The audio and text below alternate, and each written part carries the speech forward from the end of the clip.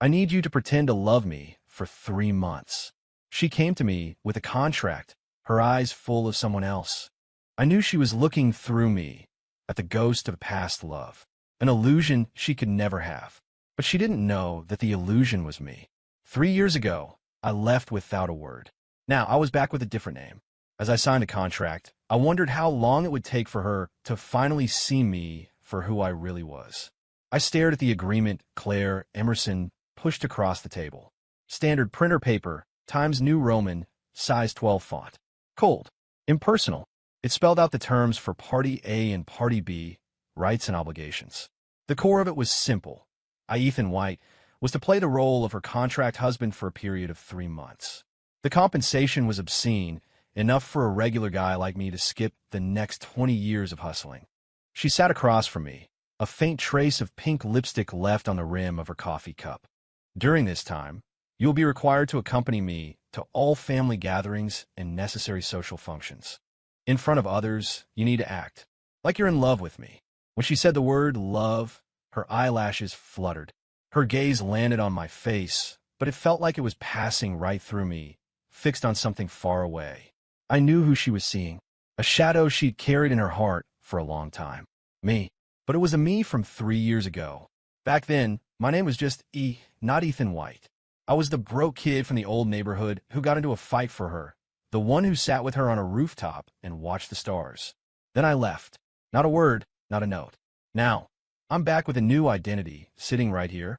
In her eyes, I'm just a stand-in, a guy whose profile looks a little like him. The irony was thick enough to choke on. I need a husband to deal with my family, she said, lifting her cup, trying to keep her tone flat. And you are a good fit.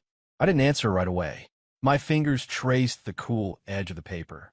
My mind flashed back to years ago, to her tugging on my sleeve, her eyes shining. Can we stay together forever? The girl who said that, and the heiress sitting before me now, trying to buy companionship, were two different people. Time's a real bastard. It can change everything. Why me? I heard myself ask. My voice was a little rough. She paused for a few seconds. Then she looked up, meeting my eyes directly. Because you look like someone.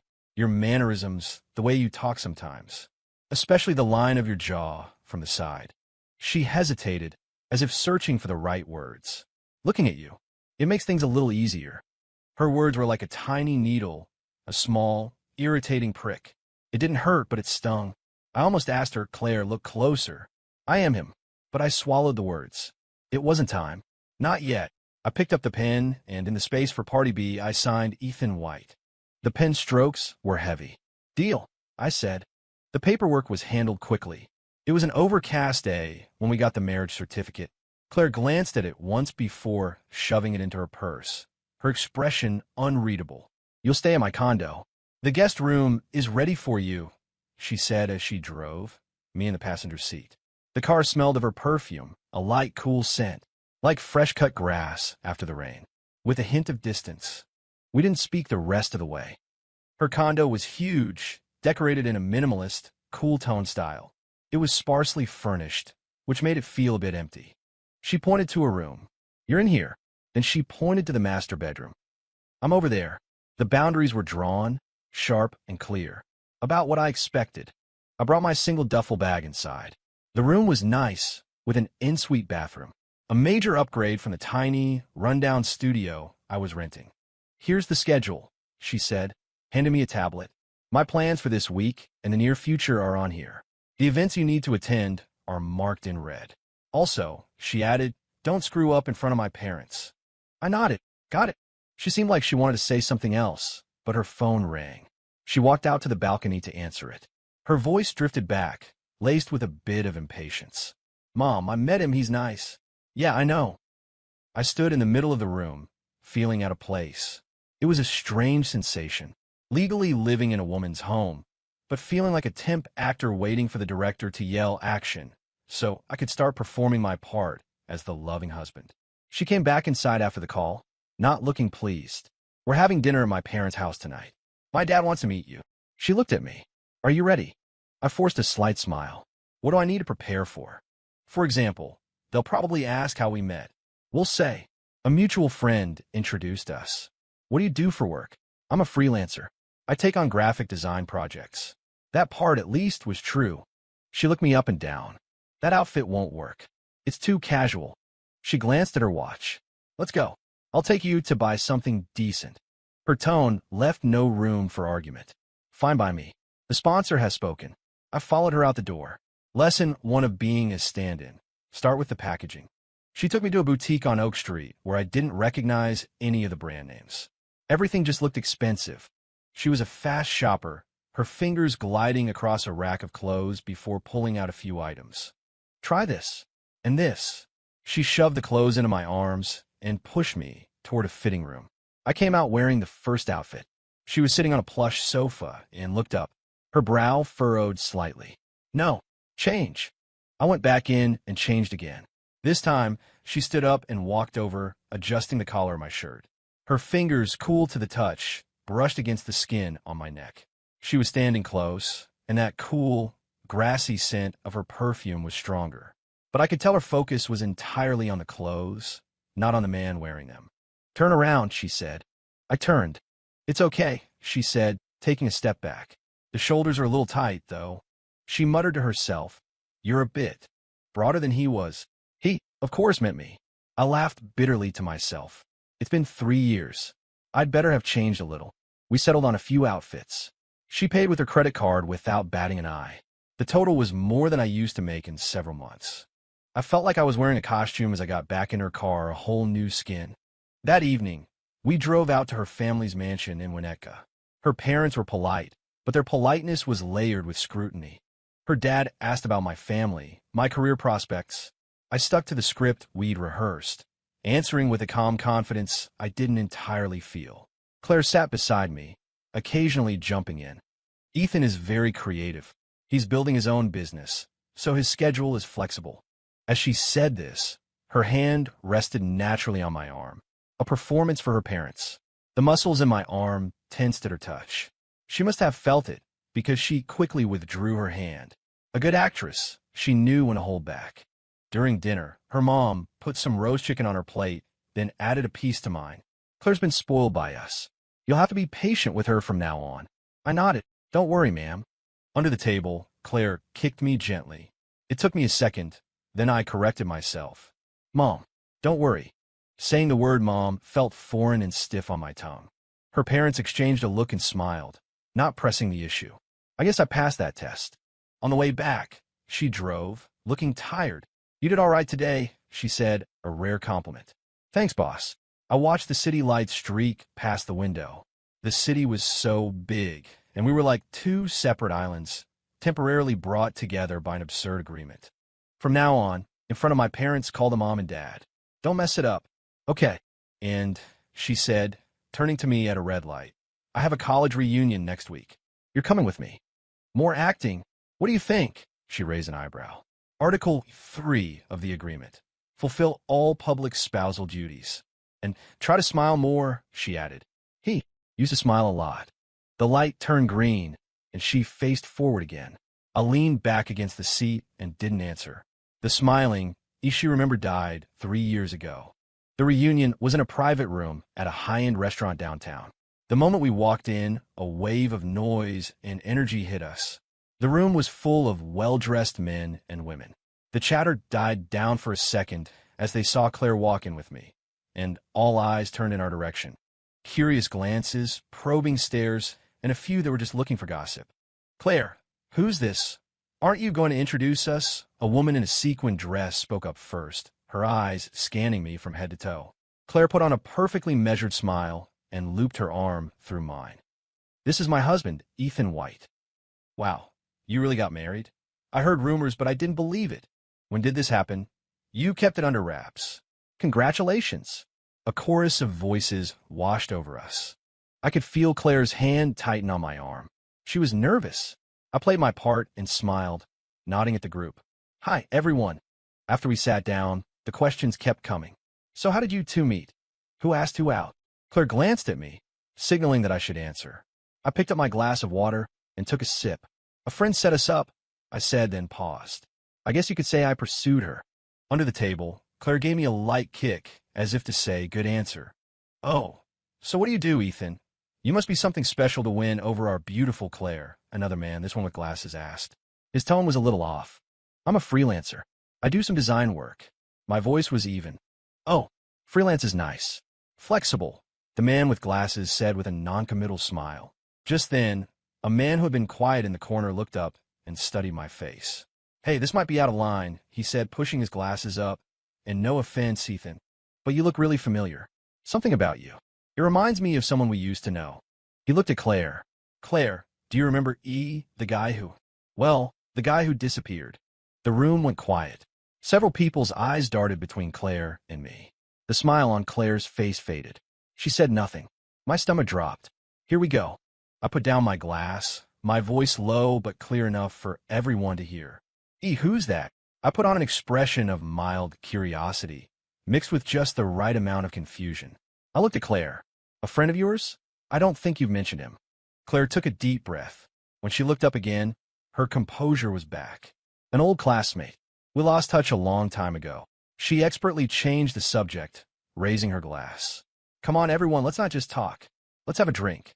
The conversation shifted, but for the rest of the evening, Claire was noticeably quieter. She would occasionally stare at me, lost in thought.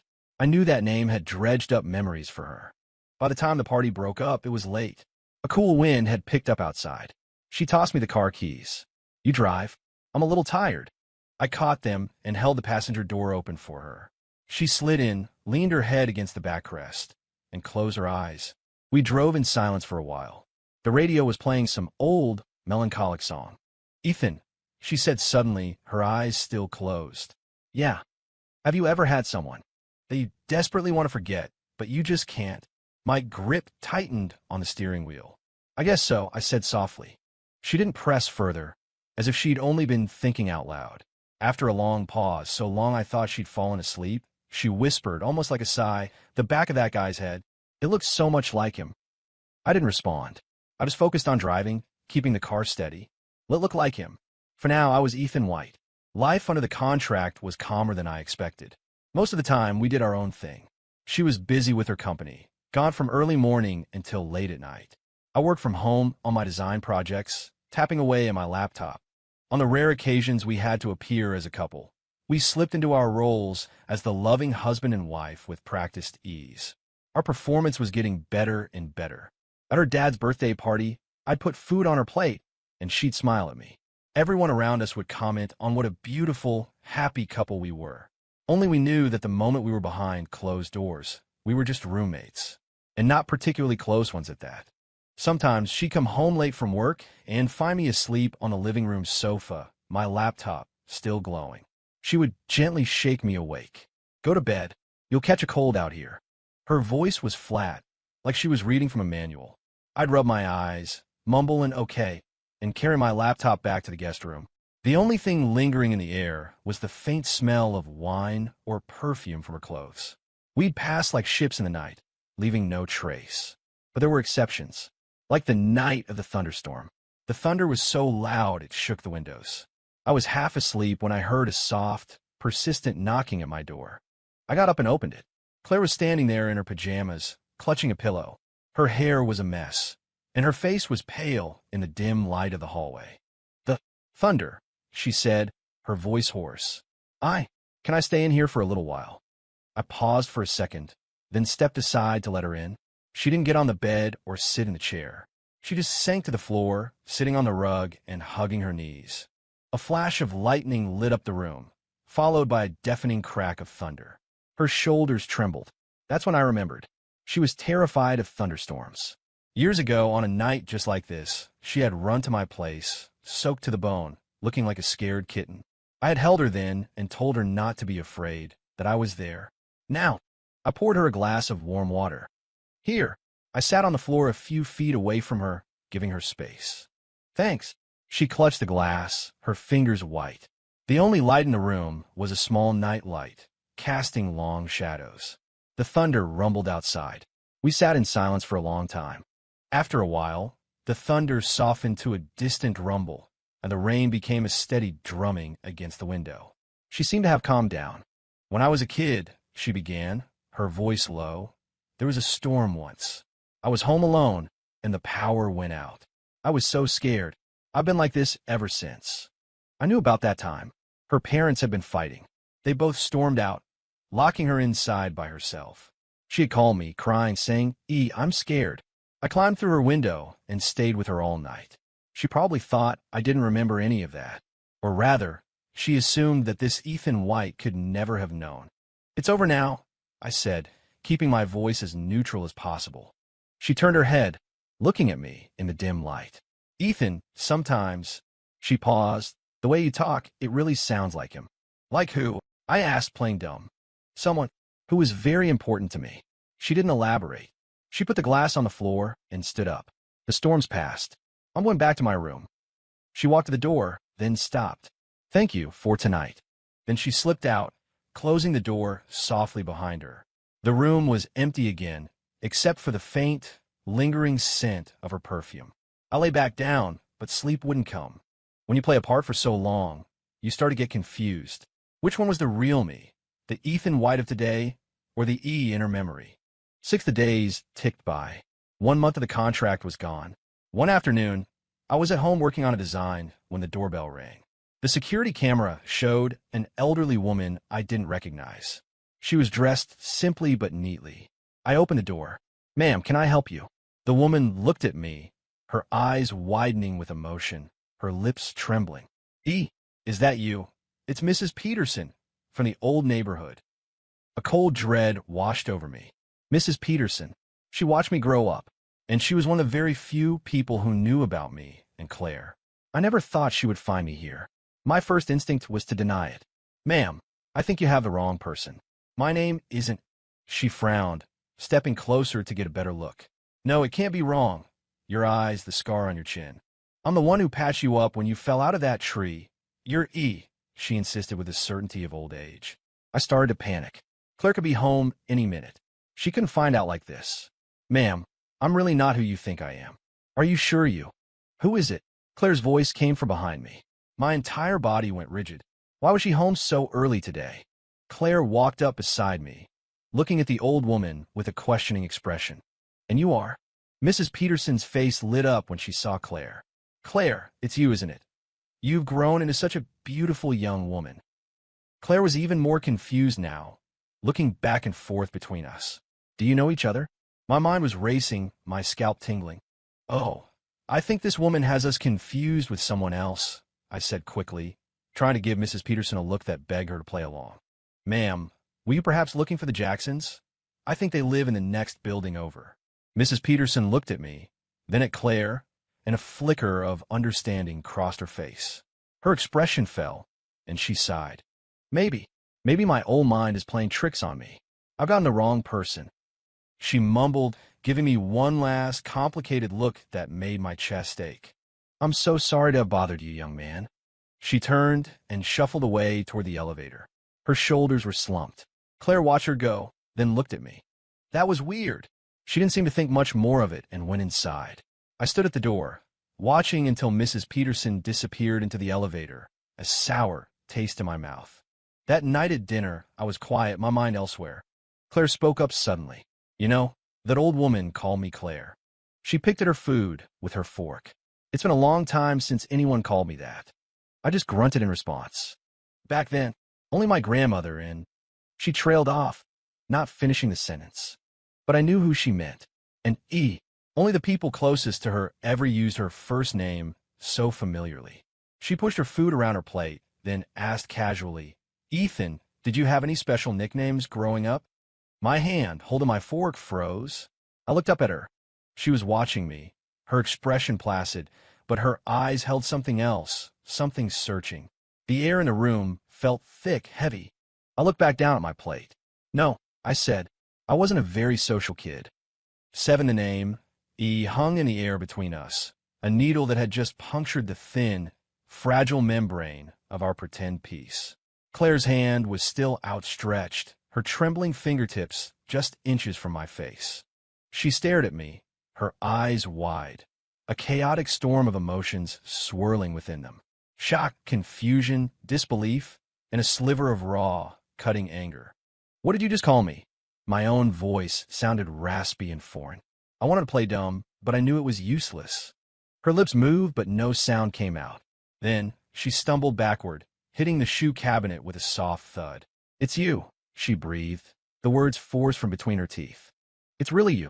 She repeated it, her gaze raking over my face like a blade, trying to peel back the skin of Ethan White to see the E hiding underneath. "You lied to me." Her voice began to tremble, thick with unshed tears she was fighting to hold back. Her eyes were already turning red. "Claire, let me explain." I reached for her instinctively. She recoiled as if burned. "Don't touch me." Her voice was sharp, laced with pain. "Explain? Explain how you went from E to Ethan White. Explain how you stood by like a spectator, watching me search for you, watching me act like a complete fool over a stand-in." She couldn't continue, her chest heaving as the tears finally broke free, fat drops splattering on the floor. "Watching me pay you to pretend to be yourself?" The question landed like a sledgehammer on my heart. I knew this moment was coming. It had just arrived sooner and more catastrophically than I'd imagined. "I never meant to deceive you," I said, trying to keep my voice steady and failing. "I had my reasons for leaving 3 years ago. I had no choice." "What reasons?" she demanded, the tears still streaming but her eyes turning cold. "What kind of reason makes you disappear without a single word? What reason makes you come back with a new name and just watch me? Ethan, or should I call you E? Did you enjoy the show? Was it fun watching me fall apart?" Her words were like icicles stabbing deep. "I didn't enjoy any of it," I said, taking a deep breath. "I came back because..." "Because of what?" "The money," she cut me off, a bitter, mocking smile twisting her lips. "Because the Emerson heiress has money now, so you decided to show up? Or did you just think this whole substitute lover game was exciting?" "Claire!" I raised my voice, a knot of frustration and pain tightening in my chest. "Don't you dare think of me like that." "Then what am I supposed to think?" she screamed, the dam of her emotions finally breaking. "Tell me.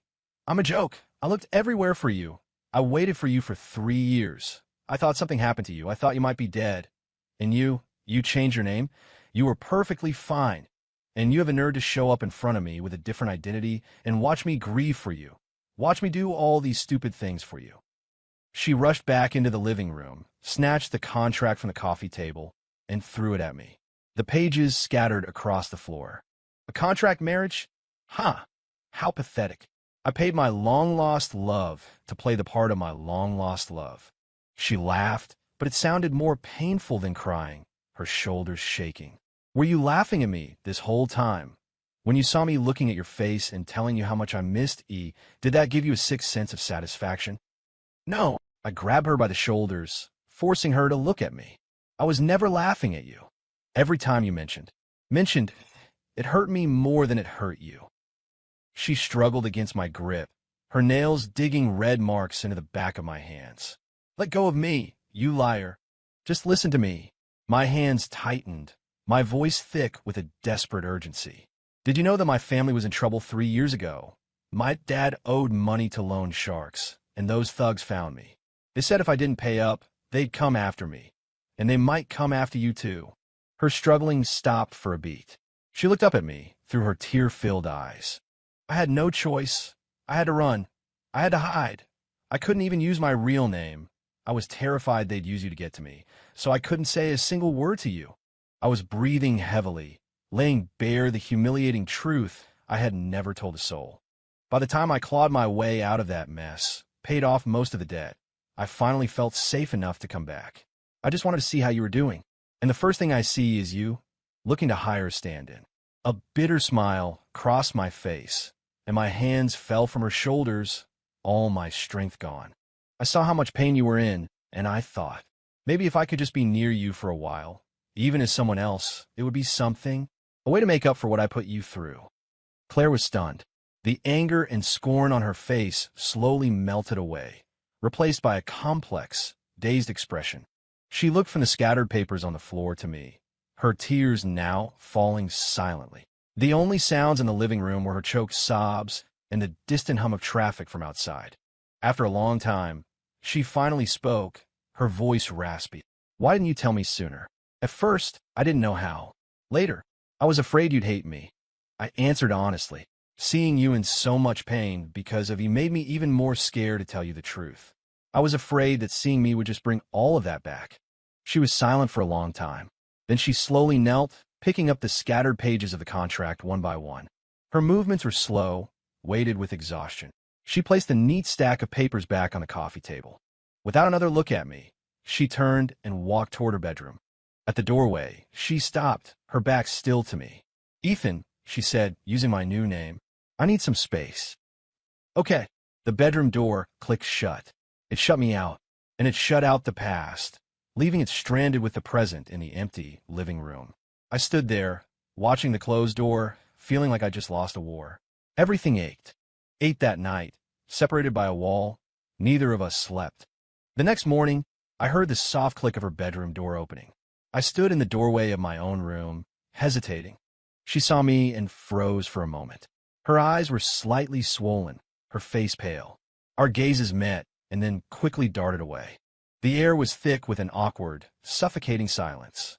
Without a word, she walked to the kitchen and poured herself a glass of water. I cleared my throat, trying to break the tension. "Do you want anything for breakfast?" She kept her back to me, gripping the glass. "No, thanks. I'm not hungry." Her voice was flat, emotionless. "I'm heading to the office." She put down the glass, grabbed her bag, and walked to the front door. "Claire," I called out. She stopped at the door, but didn't turn around. "That contract. If you want, we can terminate it," I said quietly. "I'll figure out a way to pay you back." She was silent for a few seconds before opening the door. "We'll see." The door closed softly behind her, leaving me alone in the crushing silence. In the days that followed, we fell into a strange, kind of cold war. She actively avoided me, leaving early and coming home late. When we did cross paths in the condo, she rarely made eye contact and words were sparse. We were like two strangers sharing a roof, more distant than we had been before she knew the truth. I knew she needed time to process everything, and it seemed, could do nothing but wait. I tried to work on my design projects, but my focus was shot. My mind kept replaying the image of her crying that night. On Friday evening, she came home a little earlier than usual. She was carrying a grocery bag. This was a first. She never cooked. She saw me in the living room, hesitated for a second, then walked straight to the kitchen and began unpacking. I waited a moment before walking over and leaning against the doorframe. "Need a hand?" She didn't look up, continuing to wash a tomato under the faucet. "I'm fine." The silence stretched again. I watched her chop the tomato, her movements a little clumsy and unfamiliar. She was never one for the kitchen. "You learn how to cook?" I asked, trying to start a conversation. "Can't starve to death," she replied, curtly. The knife hit the cutting board with a steady rhythm. After a moment, she spoke again, her voice quiet but clear. "I had someone look into it yesterday." My heart clenched. 3 years ago, a group of guys were, in fact, looking for your dad. And for you. She turned off the water and turned to face me, wiping her wet hands on her apron. "So you weren't lying?" I let out a breath I didn't realize I was holding and nodded. "Yeah." She turned back around and started whisking eggs in a bowl. The kitchen was filled with the sound. After another long moment, with her back still to me, she said, "It must have been hard back then." My throat suddenly felt tight. I never expected that to be the first warm thing she'd say to me. "It's over now," I managed to say. She didn't say anything else, just started cooking. The smell of food filled the air, bringing with it a sense of normalcy that had been missing for days. I watched her, and I felt something hard inside me start to soften.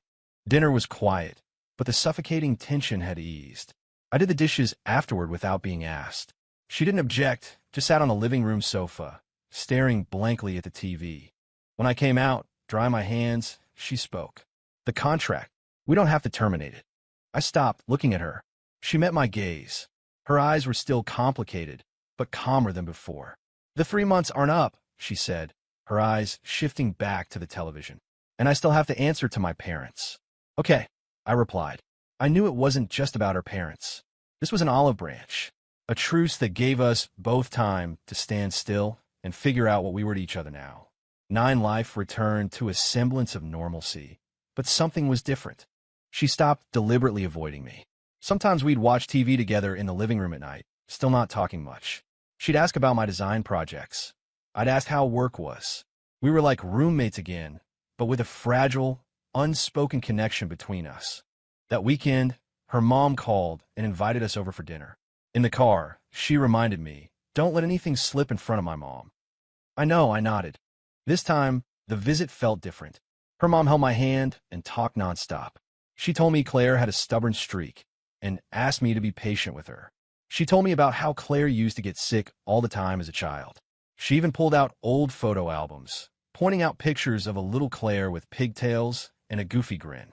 Claire looked uncomfortable. "Mom, why are you digging up all this old stuff?" Her mom shot her a look. "What's wrong with showing Ethan? I'm sure he'd love to hear all your embarrassing stories." I smiled, looking at the photos of the little girl I never knew. It softened something inside me. This was a part of her past I had missed.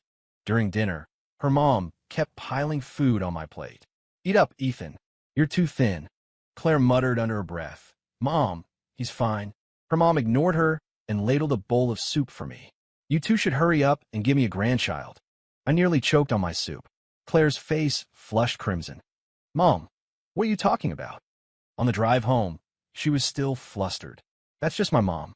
Don't take it seriously." "It's okay. She's nice," I said, looking out at the passing city lights. I paused. "You were pretty cute as a kid." She didn't answer for a moment, but in the reflection of the car window, I thought I saw the corner of her mouth twitch into a small smile. A few days later, I had to go out of town for a small project for a couple of days. I told her before I left. She was painting her nails and didn't look up. "Oh, what time's your flight?" 3 o'clock. "Travel safe." Her tone was still flat. I packed my bag and was at the door when she called out. "Hey." I turned back. She had finished one hand and was gently blowing on her nails. "The weather's supposed to get cold there. Did you pack a jacket?" "I did." "Good." She looked down and started on the other hand. "Text me when you land." "Okay." As I closed the door behind me, the world outside felt a little brighter. During the 2 days I was away, we exchanged a few texts. They were simple. "Landed." "Okay." "It's raining here. Did you bring an umbrella?" "Yeah." It was like talking to casual acquaintance, but compared to the icy silence from before, it was a world of difference. The day I came back, my flight was delayed. It was late at night by the time I got home. I unlocked the door quietly, trying not to wake her. But a small lamp was on in the living room. On the dining table was an insulated container with a note tucked under it. "There's some soup in the pot if you're hungry." The handwriting was hers. I stood there for a long time, just looking at the container and the note. A warmth spread through my chest, like steeping in warm water. I knew the ice was melting, slowly, but it was happening. Then the real turning point came on a night I never saw coming. She had a work event and had too much to drink. When I went to pick her up, she could barely stand, leaning heavily on a coworker. When she saw me, she broke into a silly grin. "Ethan, you're here." I helped her into the car and buckled her seatbelt. She was quiet the whole way home, her head resting against the window, her eyes closed. Back at the condo, I practically carried her into her bedroom and helped her lie down. I was about to get her a glass of water when she grabbed my wrist. Her grip wasn't strong, but it was determined. "Don't go," she mumbled, her eyes still closed. "Eh? Don't leave again." My heart felt like it had been squeezed by an invisible hand. That name, coming from her lips again, softened by alcohol and vulnerability, was devastating.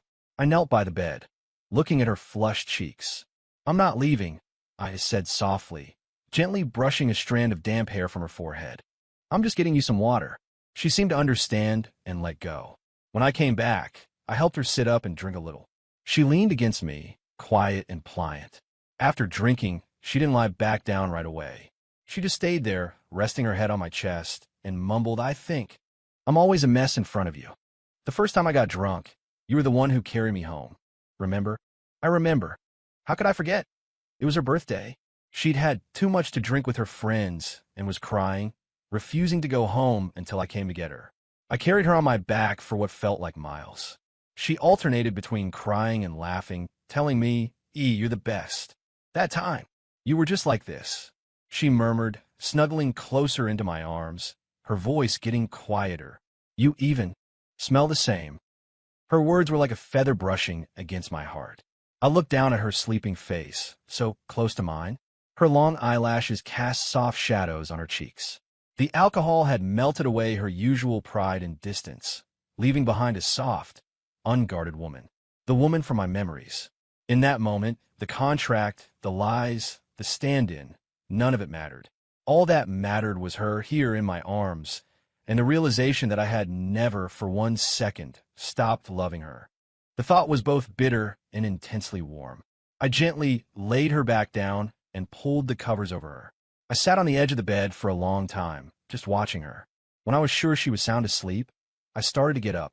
But as I moved, her hand shot out, unconsciously grabbing the hem of my shirt, just like she did on that stormy night, all those years ago. I sighed and sat back down. This was fine. I leaned against the headboard, her hand still holding on to me, and closed my eyes. The next morning, I woke up to the sun on my face. When I moved, I realized Claire was already awake, just lying there, watching me. We were close, so close I could see my own reflection in her eyes. Her gaze was clear, no trace of a hangover, just a sleepy sort of curiosity and something else, something probing. I finally registered our position, me slumped against the headboard, her hand still clutching my shirt. The atmosphere became instantly charged and awkward. I cleared my throat, trying to subtly pull my shirt free. "You're awake. Is your head killing you?" She didn't let go. In fact, her grip tightened. Her eyes were locked on mine. "Ethan." "Yeah." "You were here all night, weren't you?" "Yeah." "You wouldn't let me leave." I told her the truth, feeling a bit embarrassed. She was silent for a moment, then asked, "Did you dream?" I blinked. "I don't think so." "What?" Her expression shifted into something complex, disbelief with a touch of shyness. "I think I heard you talking in your sleep." My stomach dropped. I had a bad feeling about this. What did I say?